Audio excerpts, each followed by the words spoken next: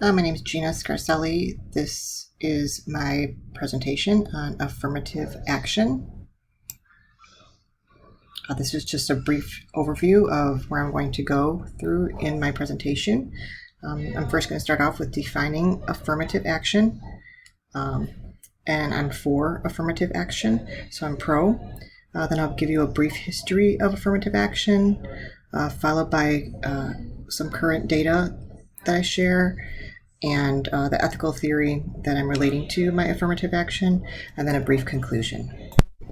So first and foremost, I thought it was important to basically give a little definition of affirmative action. And what the affirmative action is, they're policies and procedures, and they were instituted in the beginning as a government remedy to improve the employment or educational opportunities of members of minority groups and women.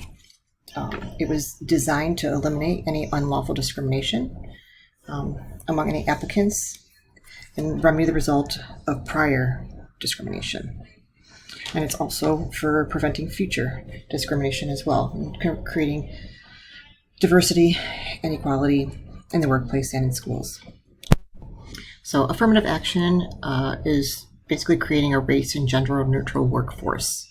I am the promotion of affirmative action because it's the best way to ensure diversity and make sure the best way to make sure that diversity is happening and is being maintained in both places of work and in for school.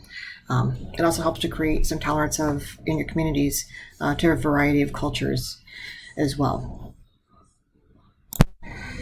I'm now going to take you into a little brief history of affirmative action and when it got started. And JFK was the beginning of the affirmative action era. Okay, so a little bit of the history of affirmative action. President JFK issued Executive Order 10925, which created the Committee of Equal Employment Opportunity. It mandates the projects that were federal funded. It takes affirmative action to ensure that hiring and employment practices are free of any racial bias. Then you have July 2nd, which the Civil Rights Act was actually signed by President Lyndon Johnson. And June 4th was actually the speech that Lyndon Johnson had given, which he added the equal rights in addition to the executive order. He said that more needed to be done.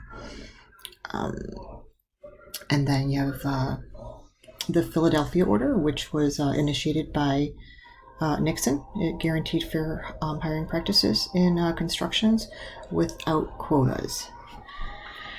And then a little bit farther down is the landmark case, June 28, 1978, Regents of the University of California versus Bake. This imposed limitations on the affirmative action. And later on, it just ended up with June 16, 2010. USA Today reports a proposed college and university should adopt policies based on socioeconomic criteria instead of just race. Okay, and this is some current data. Just showing some labor force participations with whites, blacks, Hispanics, and different cultures. The overall unemployment rate for the United States was 3.9%. However, the rates varied across race and ethnic. The rates varied across the race and ethnic groups. The labor market differences among the races are associated with many factors that are actually not measurable.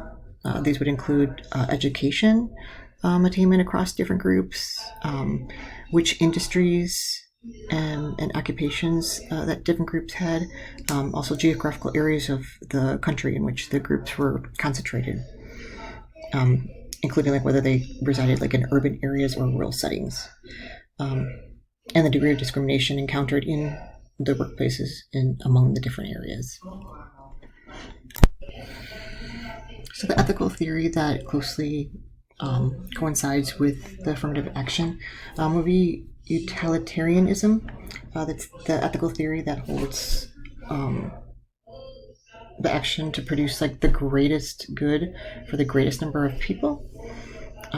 So as it relates to affirmative action, it helps to diversify the workplace and school, in schools, and it helps everybody.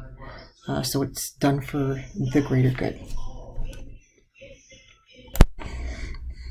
And in conclusion, affirmative action provides critical protection from discriminations for veterans, women, racial and ethnic minorities. That concludes my presentation.